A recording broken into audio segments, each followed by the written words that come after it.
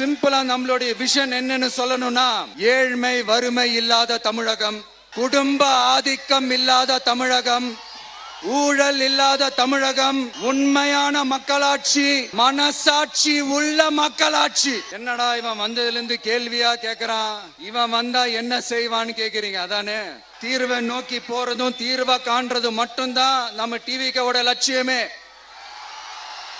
நம்மளோட தேர்தல் அறிக்கையில இதுக்கான விளக்கத்தை ரொம்ப தெளிவா சொல்லுவோம். ஆனா அதுக்கு முன்னாடி அதை செய்வோம் இதை செய்வோம் இந்த பொய்யான வாக்குறுதிகள்லாம் எப்பவுமே கொடுக்க மாட்டோம். எது நடைக்கு சாத்தியமோ எது உண்மையோ அதை மட்டும்தான் கொடுப்போம். ஆனா அட் த சேம் டைம் மருத்துவம், குடிநீர், ரேஷன், கல்வி, அடிப்படை சாலை வசதி, மின்சாரம், இந்த மாதிரி அடிப்படை விஷயங்கள்ல நோ காம்ப்ரமைஸ். பெண்கள் பாதுகாப்புல, சட்டம் ஒழுங்கு பாதுகாக்கிறதுல நோ காம்ப்ரமைஸ். கிட்டத்தட்ட நானு நீங்க எல்லாருமா சேர்ந்துதான் இவங்க நல்லது செய்வாங்கன்னு நினைச்சு தேர்ந்தெடுத்தோம். ஆனா நீங்க பாத்தீங்கன்னா, thank you, I love you, thank you thank you thank you. நீங்க பாத்தீங்கன்னா ஒரு 505 தேர்தல் வாக்குறுதிகளை நமக்கு தமிழ்நாட்டு மக்களுக்கு கொடுத்தாங்க. அதுல எத்தனை வாக்குறுதிகளை இந்த திமுக கவர்மெண்ட் நிறைவேற்றிருக்கு? முக்காவாசி வாக்குறுதிகளை கூட நிறைவேற்றாம எல்லாத்தையும் நிறைவேற்றிட்டோம் இப்படி கொஞ்சம் கூட மனசாட்சியே இல்லாம இப்படி கதை விடுறீங்களே மை டியர். வேணாம் வேணாம் வேணாம் வேணாம்.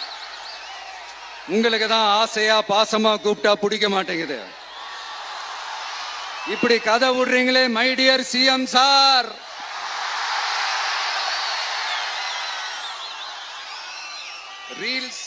ரீல்ஸ் வேற, ரியாலிட்டி வேற நீங்களே சொல்லிட்டு இப்ப நீங்க விடுறது அம்பட்டும் ரீல்ஸ் தான். அதுல எல்லாம் பாதியில அருந்தும் போயிடுச்சு. அப்படி அருந்து போன ரீல்ஸ் எல்லாம் கொஞ்சம் என்னன்னு பாப்போமா? கேஸ் சிலிண்டருக்கு மானியமா 100 ரூபாய் தரேன்னு சொன்னீங்களே, தந்தீங்களா? 1000 ரூபாய் ஒருத்தர் விடாம எல்லா பெண்களுக்கும் தருவேன்னு சொன்னீங்களே, தந்தீங்களா? டீசல் விலையில மீதி இருக்கிற 3 ரூபாய் குறைப்பேன்னு சொன்னீங்களே, குறைச்சிங்களா?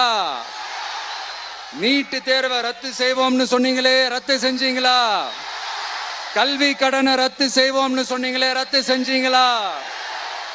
வருஷத்துக்கு 10 லட்சம் பட்டதாரிகளுக்கு வேலை தருவேன்னு சொன்ன மீனவர்களை பழங்குடியின பட்டியல சேர்ப்போம்னு சொன்னீங்களே, சேர்த்தீங்களா? மீனவர்களுக்கு 2 லட்சம் வீடுகள் கட்டி தரப்படும்னு சொன்னீங்களே, கட்டி தந்தீங்களா?